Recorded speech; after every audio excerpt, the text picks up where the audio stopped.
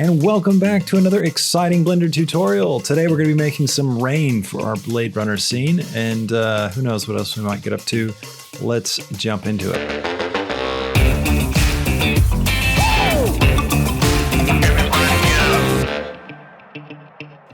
All right, welcome back. So last time we created some clouds using our cool little shader. Now I've done a few tests kind of behind the scenes just to make sure everything's working well, and they are. And I'll show you a little bit of that in a minute. So today the objective is we're going to create some rain based on our cloud layer object that we had. So we're going to use the same kind of shader, but just change it a little bit. And then I'm also going to show you how we can use Eevee to check this stuff out in a bit more of a real-time way. So I've worked out how to get Eevee to function well with these shaders, so we can actually have a look at these volumetrics in real time. So that's a win. All right. First off, let's jump into our cloud system. I'm going to make a little bit more room here. Where is it? There it is. Got it. All right, great. So first up, I'm going to just make a few tweaks here to make this all work a little bit better. Shout out to Gordon Brinkman from the comments, and also Zach LM Films. These guys threw out a really great point that just simplifies this a little bit more and actually makes it a little bit better. And that's to actually use multiplication here as opposed to subtracting. So instead of taking our geometry intersection fade and doing this fancy bit where we've got to like reverse the colors and then subtract and all that jazz, we can actually get a better result if we multiply. So I'll show you that real quick and explain it. So if I switch this from a subtract to a multiply, now what's happening is as we get closer to geometry, it's going to shade it more and more one, so more and more white. And then what we're doing is we're multiplying that white value. So however close we are to 1, that 1 will be multiplied now by 0.3. So this 1 becomes 0.3. So our new ceiling is 0.3. And what that's going to do then is, as we get further away, of course, we're going to be more and more on 0. So when we come through over to here, when we pump this in, so after we do our camera data distance and map our range, and then change it to the color ramp, and then multiply the color ramp by our base alpha value, which will again convert this to 0.3 to be the maximum. We then can subtract a value here that will only ever be a maximum of 0.3. So the way we had it before with the subtraction, we were actually doing that same problem I talked about here, but didn't implement over here. So by using subtraction as opposed to multiply, what we were doing was we were basically clipping a little bit on some of our ambient occlusion for the geometry intersection fade. So a little hard to wrap your head around. I mean, you can see it's taken me quite a bit to kind of get my head wrapped around it. So be patient with yourself if you find it a little confusing. The best way is just to get in and play with these numbers, and you'll begin to see how everything works. So we can just double check this real quick just to make sure I did that right. Yeah, cool. The other thing we have to do is we have to flip this now as well. You can see that what's happening is the effect that we want is reversed. So we could either flip this, or if we have, if you're too happy with exactly the way you have your ramp set up, you can just put an invert here. But I'll just flip these guys. There we go. And now it's going to be unclipped, and it's going to be a nice gradual fade. So it'll work really well. Okay, cool. So let's jump out of rendered view, and we're going to go back to our cloud layer now. First thing I want to do is I'm going to isolate this group. So let's click on the weather collection. We're going to click on visibility and isolate. Also too, I don't know if I did this on camera or off camera, but I'm just going to select all of these guys, and I set them all to display as wire so that they weren't always in the view, in the way of our view. So I'm going to hold down the Alt key, click this, and select textured, and that'll change all of these now to textured view. The reason why we want that is because we're going to switch over to Eevee. All right. Now, one thing that was kind of confusing me a little bit is when I switched to rendered now with Eevee, you're going to notice that we don't have any transparency. Yeah, so here we go. So I'm not seeing through anything. And at first I thought this was just a limitation of Eevee, but then I Googled it. Trusty Google. That's how you learn Blender. Come over here to options when you have the shader selected, and you can actually change the blending mode for the alpha. So right now it's set to opaque, and that's the problem. So I'm going to switch alpha blend. And now all of our clouds are going to use alpha blending, which means we're going to get our alpha back and it's all going to blend together nicely. Now, shadow mode, opaque, I'm just going to set this to none for now so these guys aren't casting shadows onto each other. Cool. So in order to see this, so we can actually tell what we're looking at, I'm just going to brighten up the cloud temporarily. Might even like bring a little bit more contrast into it. I don't want to go too heavy, you know, but a little bit more is going to help us, I think, nicely. Now, remember that with this mode, by using Eevee, the one node that isn't working is this one. So this is actually just, it's not really giving us any information. So that's not going to show up when we get close to stuff, but everything else is working properly. Okay. So now if I go back to our first frame and we just hit play, I'll zoom in so we can really see. One thing you'll notice is the camera fade's working really well. So it looks like we're kind of traveling through this fog, and there's never a point where you see us clip through that. So I think we passed through 2 or maybe even 3 planes on the way to this point right here. Yeah, they're there. So those 3 planes. So you can see we never see the moment where those planes intersect our camera. They just slowly fade away. So our plan is working nicely. Now, one thing we can do to add a little bit of undulation to these clouds, a little bit more than what we already have, is to go over here to our noise texture for the base cloud, and on the W we can animate that. So if I just go here and on the first frame and hit I on the W for a keyframe and go to the last frame, now we don't want to change it much. I'm just going to pop it up to 8, hit I, and then I want to make sure as well, I always remember to set these guys to linear interpolation. So with them selected, and again, it'll select both keyframes and you just click on the node itself where the animation is. They'll select here. You can also access these so you can access them here in the timeline. You can also access keyframes in the dope sheet. In the dope sheet, which is just another way of viewing keyframes. And it gives you a bit more freedom and you can really see everything, but you can do this in the timeline as well. Anyways, so that's the dope sheet timeline, so you can drop them down in the timeline as well to get access to individual keyframes and different properties. And then the other way is the graph editor, which shows you your keyframes in a curve. And this is actually good because we can actually demonstrate what I've been talking about here. So you can see this is what the 2 keyframes we just set. It's going to go slowly speed up and then slowly slow down. And we don't want that because we want it to kind of be a constant thing. So if we just right click and we go to interpolation and we go linear, you can see now it's just a linear interpolation. So you can do that from the graph mode, or you can just do it straight from your timeline, just right here. You get access to the same options. So helpful tip, how those things are working together. We can talk more about dope sheet and stuff in another tutorial. All right, cool. So now it's animating the W value. And we'll just see if we've got enough in there. Can't quite tell yet that it's moving. It's subtle, which is what you want. You don't want this to be extreme, but I also do want to notice it. So I might try 9 and hit I, go back.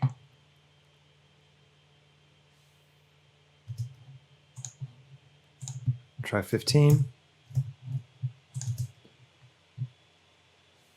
Okay, so at 15 we could start to see undulation happening within these. I don't think it's too much. I think it looks pretty good. Let's go full screen and just double check. Now, one thing to bear in mind is we're actually watching this playback, not in real time. So maybe it isn't a good idea. If I just hide everything but maybe this one here, we should get real-time playback. And I can full screen it and just have a quick look at what it looks like.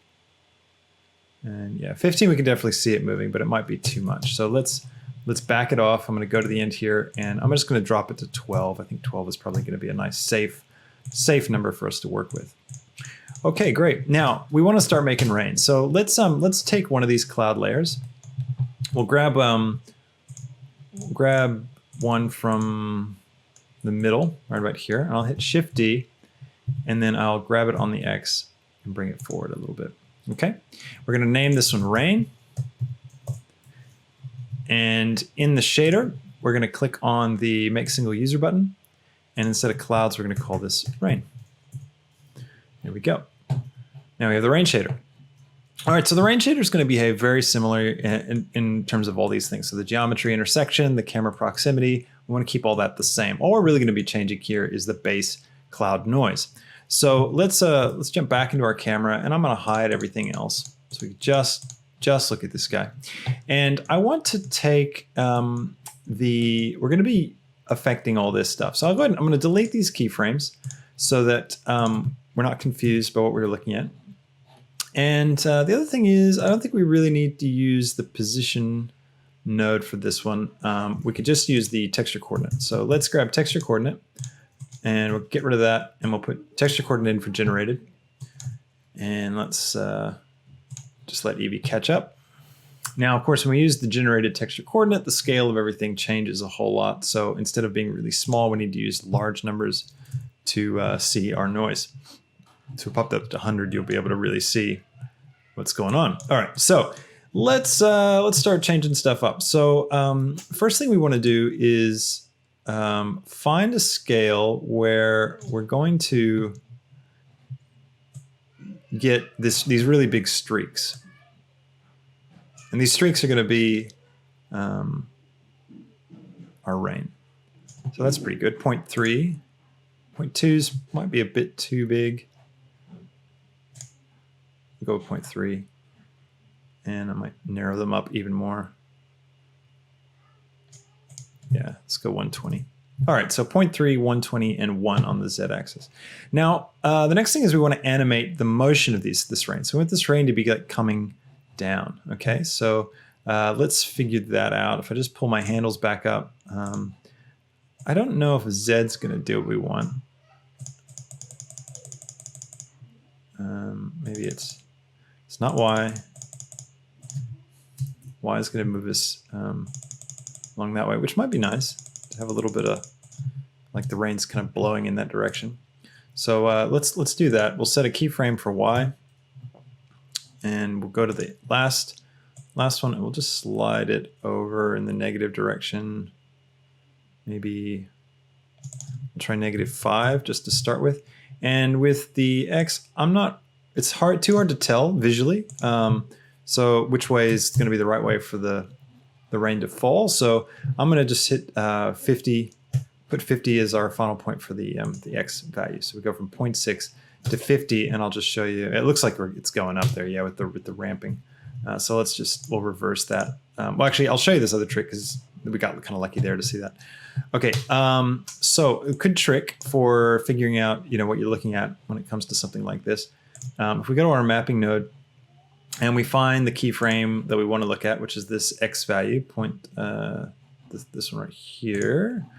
So I can grab, one thing that can be confusing about keyframes, by the way, the top one, so you see the shader node tree, the one that corresponds to that is this one. See, there's 4 keyframes. We only have 3 keyframes set, but you've got this 4th one that's appearing here.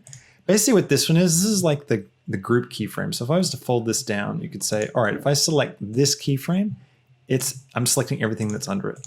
So this isn't actually a keyframe. This is sort of like select all, basically, is what that represents. So you could select the individual channels, or you could select the big one. So if you have one of these selected, this one's going to be highlighted to show you, hey, you've got something selected in this group. And you can also just kind of bring this over a bit so you can see how it lines up. So that's also what's going on in the summary. This one that's right up here, this topmost keyframe. So this is actually, you select that, you've selected every keyframe in the entire object. Rain as well. So sort of each bit of this hierarchy is a keyframe next to that represents everything that's underneath it until you get down to this sort of base level where there's no more keyframes that you can do. Hope that makes sense. Okay, so grid trick is we're going to figure out this X value. If you just grab one of the keyframes, zoom way out, and then just like drag it way off. Now when you play, it'll be playing really slowly, not too slowly. And we should be able to see which way it's going. Yeah, so I can definitely see that that's going up. So I want it to go the other way. So if I just take these keyframes and put it behind, and then grab the X and just put that one, let's say just over here, now it's going to be falling the way we want it to be. And now we can get that timing just right. So let me drag this down. It's tough to grab those sometimes. And let's just have a look at the the timing of this. I want it to be a little bit slower, I think. You gotta remember, we're looking at this on a really big scale. So the further away something like this is, we can also click these guys, like both of them, shift select, and then interpolation linear. So now, yeah, so now as you can see, they're falling really slowly. It's probably still not slow enough.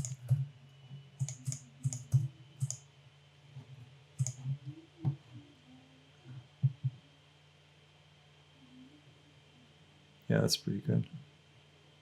Now I'm getting some weird movement in this. I can't tell if it's just moire from the fact that we're so dense together. So I'm gonna get rid of the. I think I've got too much Y scaling. I'm just gonna spread it out a little bit. Try and help the renderer take care of it. Other thing you can do that's really good is for Eevee, turn off viewport denoising, and that'll really help you kind of see what's going on. It does feel like we're getting some weird stuff. Let's see. It could still be moire. Let's just keep dropping this down. Oh no, okay, so it's quite even. All right, so that's gonna render fine once we actually get into cycles. That's not gonna be a problem at all. We may even want to keep it kind of like this because that's kind of what we want is these sheets of rain. So also I'll turn off that so we can really see what's like. All right, cool. Let's go ahead and I'm gonna slow down the Y as well. So if I just go down here, find the Y and zoom in and grab this, and just drag it out, drag this, drag it out. And now it's going to be much more of a subtle thing the way it's going. Now we can also rotate. Can we rotate? Let's see if we can rotate. I don't think we can rotate. No. So we want to rotate the rain angle so that it actually looks like it's kind of going at an angle with the wind. We're going to need to rotate it on the x-axis. So actually rotate the object. So I think that looks pretty good. I'm going to scale it up just so we don't run into any issues with it clipping. Cool. Now the next thing we need to do is, when rain is like going at a distance, you get these like big sheets of it, but there's also gaps where there's no rain. So we need another system that's going to subtract away from this one. So the way we can do that is we can take the noise texture here and we can just Shift D to duplicate it. We can get the mapping node, Shift D to duplicate that. We can take these values and just reset all to default.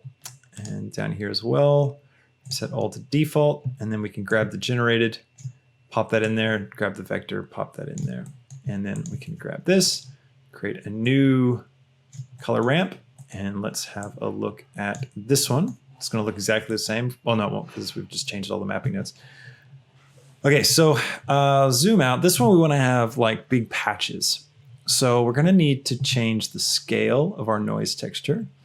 And scale set to 0. Let's put that to 1. Okay, so let's take the scale down. There we go. And I'm going to create more contrast. And then let's see, we're going to need to mess with these scales a bit so we can get the right look, because I want it to be like up and down, if that makes sense. So that's pretty cool. And I'm just changing these values, just looking for a nice ambient difference. Yeah, okay, cool. So you see how these bits are like, big sheets of rain. And what we can do is use this to then cut out this. So if I switch this to, I'm going to switch it to pure white. So we'll go to RGB, and I'm just going to drag those all out to 1. And then we can go for a color mix node. Oops, sorry, mix RGB node. And we can grab this color and this color, bring our factor up to 1, and switch to multiply and drop that in. And we should have it right. We may have to flip things. Let's see. Nope, we got it right. Okay, cool. So great. Now we've got these sheets of rain. I can drag this out a little bit just to kind of fade that some. And then this one as well, I might just grab us a little more. Actually, that looks pretty good. Awesome. All right. Now, the next thing we want to do is create some variation in this. So this is kind of like those sheets of rain. They sort of move in a real fractal pattern through the air whenever you have a large rainstorm like this. So what we want to do is animate our W value. So that's going to just create just some variation change throughout it. So let's go to 7 like we had the other one. And I'm going to hit I for the first keyframe. And over here, let's just go to 8 and hit I again. And now let's jump here and just see how that looks. Yeah, cool. It's a little too intense. You can see we're really seeing that motion now. So instead of 8, let's go 7.5, set that keyframe, jump back. That's pretty good. And also to help us see this a little bit better, I'm just going to pipe it into the emission, and that'll just make it pop out for us really clearly. All right, this is looking really nice. I think I want these patches to be a little bigger, and also I think I want to have more being cut out. So let's take the scale. Oops, not that scale. This scale. And bring it down some more. Pull this back. You see how Eevee is just so handy just to be able to like edit this live on the fly like this.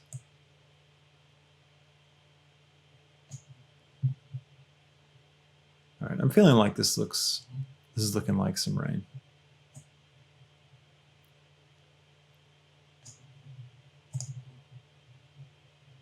I feel like maybe it's falling a bit too fast still. So I'm going to go back to my mapping node, grab this one out here. I'm just going to grab it way out until it looks right. Now, another thing we might want to do is I'm going to take that W value for the cutout, and I'm going to, I got to make sure it's set to linear as well. So interpolation linear, and I'm going to move it way out.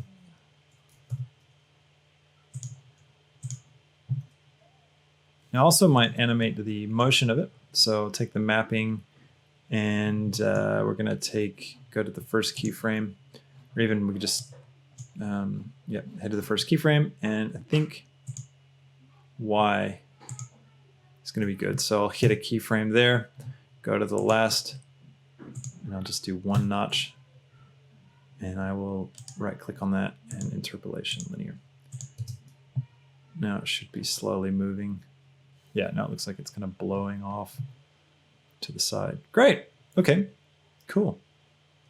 Now, last thing to do would be to adjust this part. Instead of just piping straight into our emission, we could pull these guys back. And what we could do is grab a new color ramp and send this one into this. And instead of white, if we back that down to like a gray, it's going to just ease off the emission. So it's not too, emission-y. Yeah, so it's more of a subtle thing. Okay, now if we turn on everything else and we go back to our cloud texture, and we're going to want to take the cloud color that we had, we're going to bring that back down. Now we should be able to get a really good idea of our scene. Now I want to make sure this rain layer, I'm going to move it back on the X so that it's just there. I don't want the camera to pass through this one.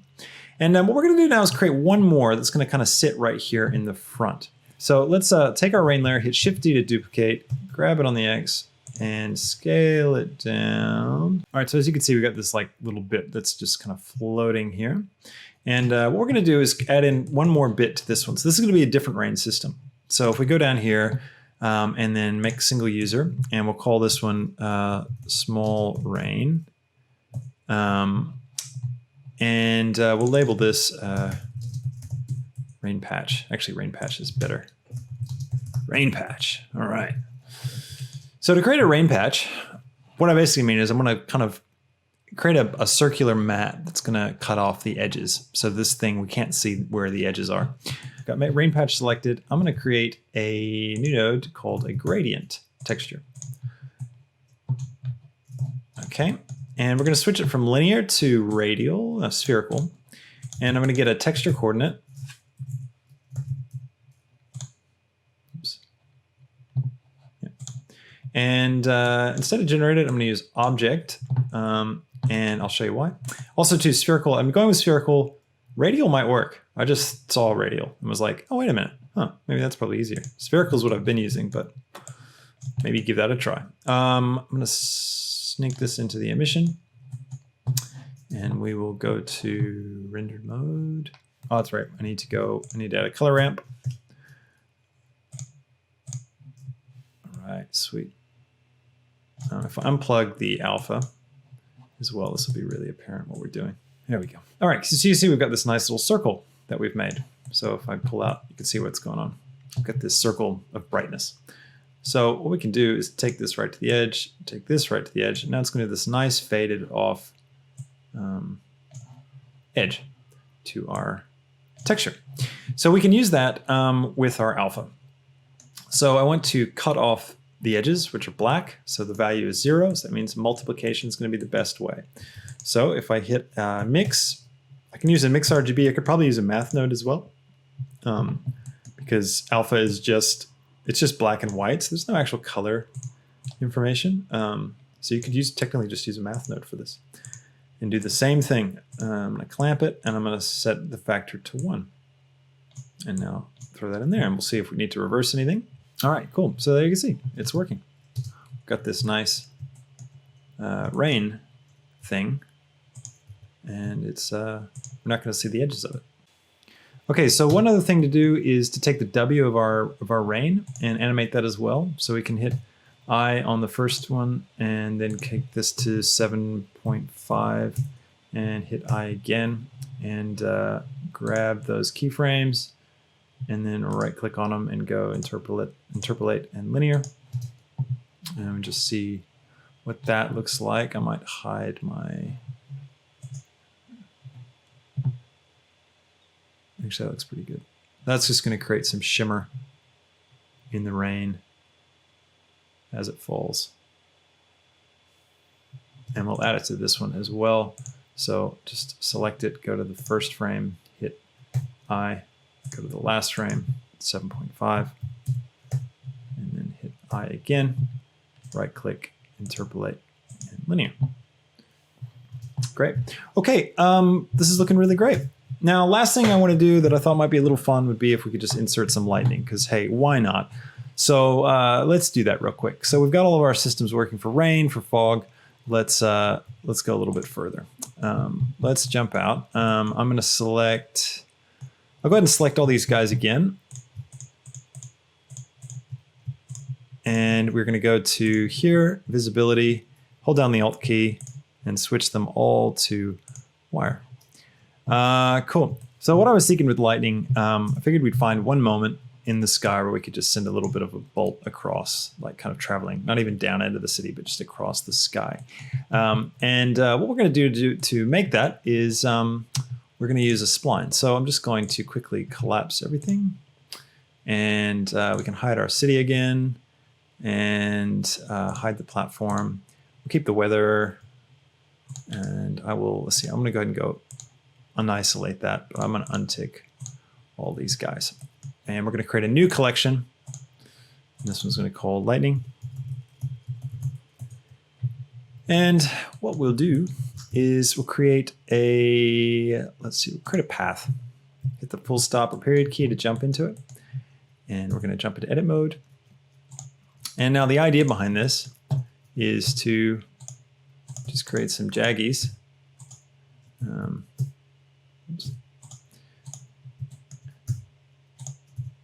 we just right click in the edit mode. We can just right click on the spline. We can go to set spline type and set it to poly. And that's going to make it hard edged, basically. So we can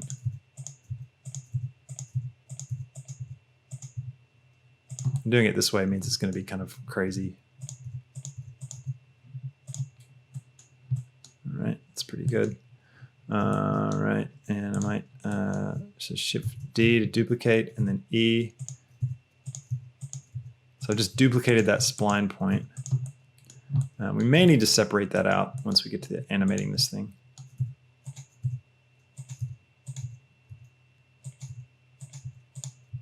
There we go, lightning.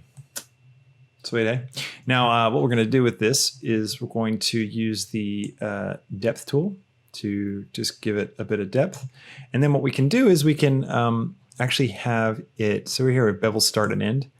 We can have it start and end, basically, which is cool. Yeah, we are going to have to separate these guys out. So we'll get it into position first. So let's get our camera, grab this up, grab this back. All right, let's see how this looks. All right, so we're going to bring our depth down so that it's just a little bit, and then just fix up these vertices that look off. Okay, and then we'll find the moment where we want it to happen.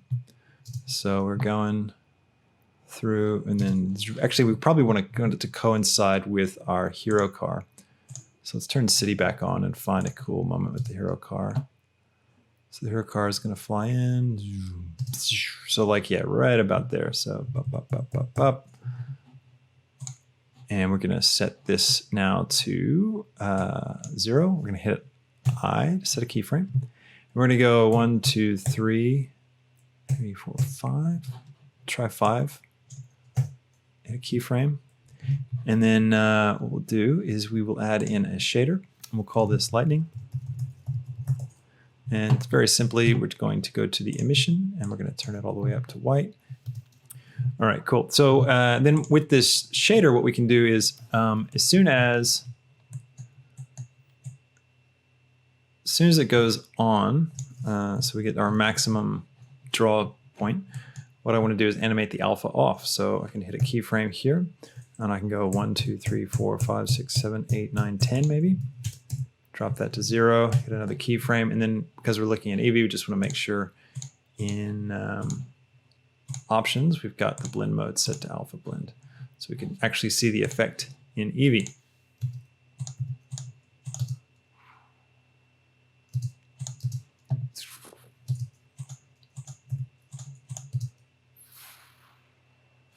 So what I'll do is I'll delete the extra ones.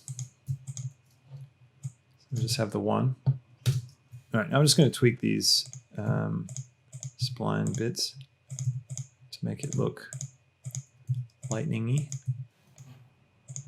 All right, now let's see if we can duplicate this. So Shift D, scale it down, rotate it.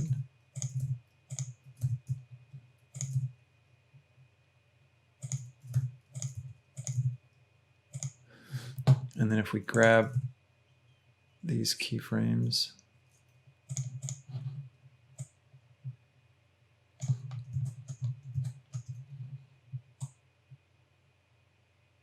yeah, cool. So basically we want is the keyframe to start when it meets the other one.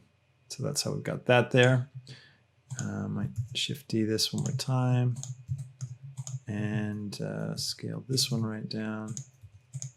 And if I just keep rotating it, it's going to always have a different profile, so it'll look different. And this one, let's see, when do we want the keyframe to happen here? I'll just go back till the main one hits it, and then I'll pop that there.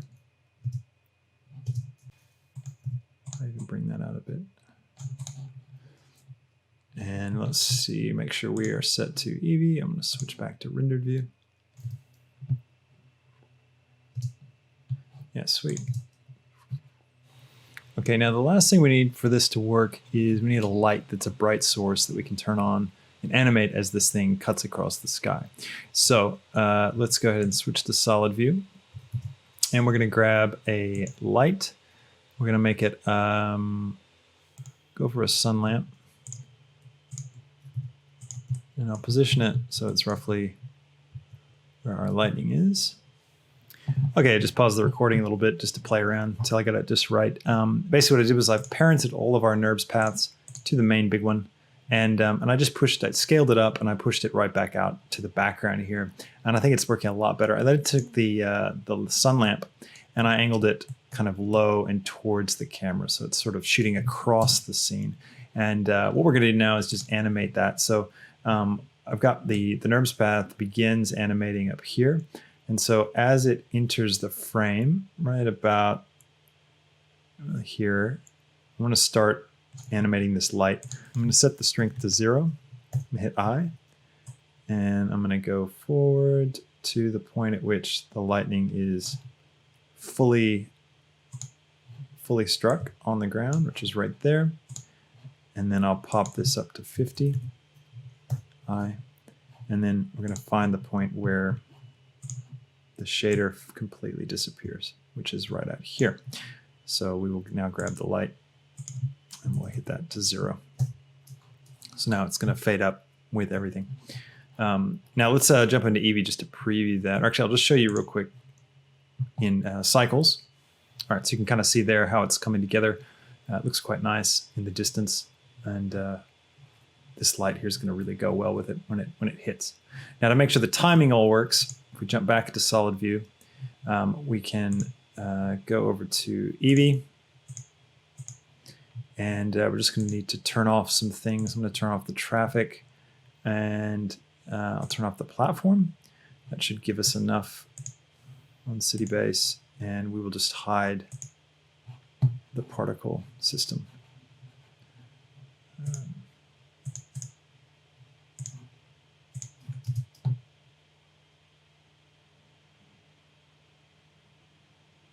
Yeah, cool. So you can see how that light really works, like it pops on. All right, sweet. Well, we've done it. We've put together some weather. I hope this has been really cool and really fun and interesting for you. I hope you've learned a lot. And yeah, I hope you're just enjoying this series. I'm really enjoying making it. So, and I already started thinking about what we're going to be doing next. So I hope you're getting excited there. I might ask for some feedback somehow, maybe on Twitter or something. I don't have the social features yet turned on for YouTube. I haven't hit partner level yet. We've got a little ways to go still.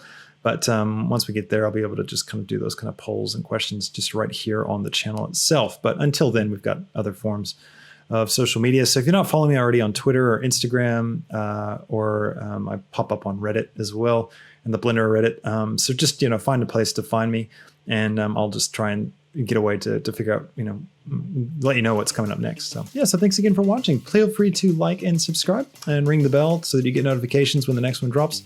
Once again, these are going to come every week, so stay tuned for more action. Next up on this, I think we're going to be going through the render settings and how to try and optimize things and talking about compositing a bit. We shall see. All right, I will catch you next week. Until then, bye.